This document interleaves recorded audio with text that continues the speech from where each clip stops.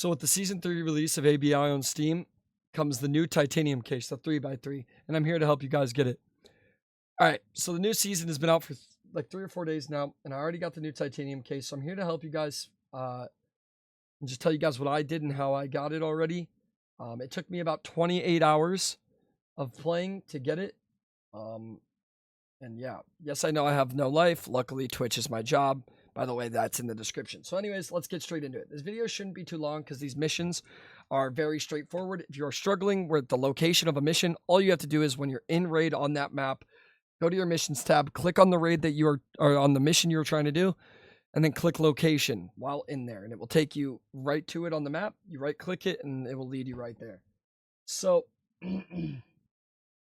there are a couple missions though that I want you guys to know about and I want to help you guys with. So I'm going to pull up some screenshots I have of the missions here. And if they're probably not in order, but when you get stuck on these missions, you can come back to the video and see what my advice is on them. But I mainly want you guys, some of these aren't advice. They're just things to know that you should start grabbing now before you get stuck on the mission. For instance, deliver 20 household items. That is going to be one. So make sure you're stacking up on household items brought out of raid so you can turn them in right away. You have to bring them out of raid. You have deliver 20 miscellaneous military items. This is the one people have been struggling with a lot. And my advice for this one is going to Northridge Forbidden, the sewage plant, and looting all the green military, every crate there, the toolboxes, all of that can spawn military items. That's where I had the best success. Let me see. The third one, bring out 30 weapon accessories and 240 rounds of various ammo from the Dark Zone. You have to do this one once you get the quest.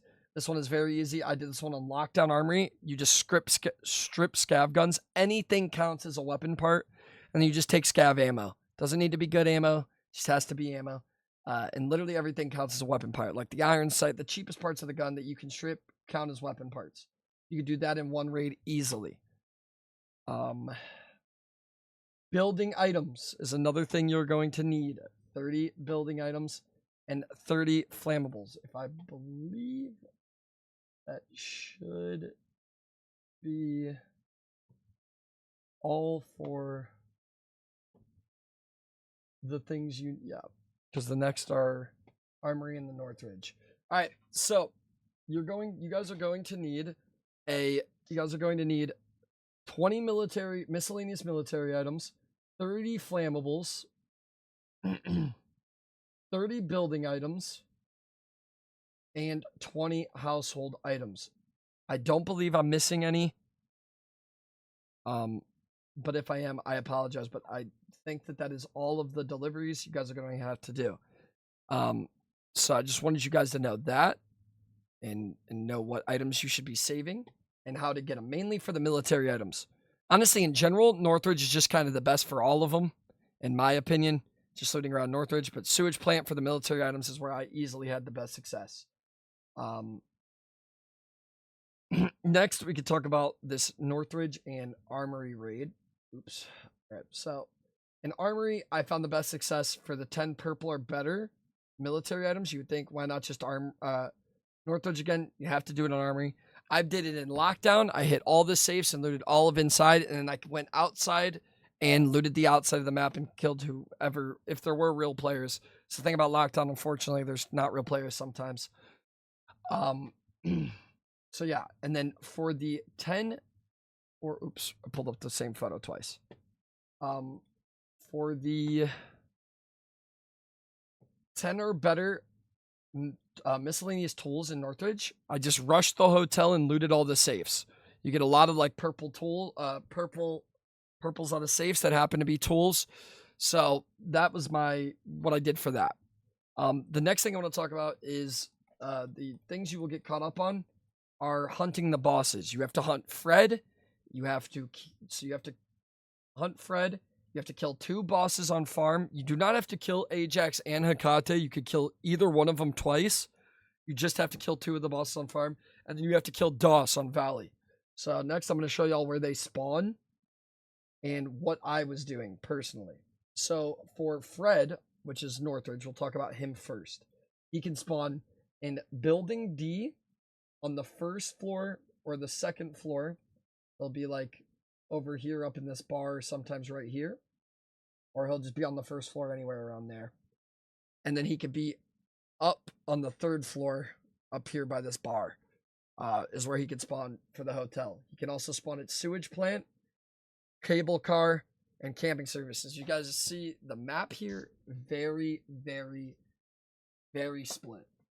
Very wide. I did this on lockdown because, again, less real players, less chances of Fred dying, right? I never once went to the hotel. I found him at sewage plant. If I spawned on this side of the map, unless I got this spawn, like, close to the hotel, I was running to camping services and then cable car and leaving. And you could stop by sewage and stuff. Or I spawned on this side, I was hitting sewage and then cable car, then just leaving. So if I like spawned over here and stuff, even though I'm close to the hotel, I would have just ran to sewage. Because fuck the hotel. He really doesn't spawn at the hotel that much. As someone who plays a decent amount of Northridge, I do not see him in the hotel often. I feel like he most often spawns at these three places. So yeah, and I feel like I see him at sewage a lot, and that's where I got him. So that's for that map. For Valley, DOS spawns at the Noan courtyard, the RV camp. Very rarely he can be down here at the RV camp, and most of the time he's at the beach villa. I killed him up here at the courtyard. This one took me 3 hours to find him. 3 hours straight of just queuing Valley, running in. I was going to the courtyard, then the villa, and I would leave. I'm not gonna lie, for this one, if I like spawned close to the villa, I was just hitting the villa and leaving, because there's a lot of chance that, he died. It's just a waste of time. And then eventually I got to spawn over here, and I ran up to the courtyard because I was close to it already, and I figured, you know what, I might as well go check it and then hit villa, because not as many people go to villa as you would think. So, and then I got him up there. So those are his two spawns. Now let's talk farm. Hakate can spawn at the Grain Trade Center and Small Hall. And Ajax spawns motel, stables, and loading area. I think Hakate can spawn here too. I'm not too sure, but I'm pretty sure I've seen her there. This one was very easy. The map's not that big. The boss spawns a lot. This one should give you no issue, but that's where they are. So you guys know where they are. That's basically it. I mean, the rest is just all laid out right there for you guys. But I just wanted to give you guys those few couple of tips and know what to grab for the 3x3 case. Good luck to y'all, man. I hope y'all boys good luck in questing. I hope it doesn't take you guys too long and you don't freak out and lose your minds. Because I know I was losing my mind looking for DOS. But yeah, I appreciate you guys for watching. Like I said, I'm live every single day on Twitch. It's my job. I love you guys so much. I hope you guys have a wonderful day or night whenever you're watching. And yeah, until next time, peace.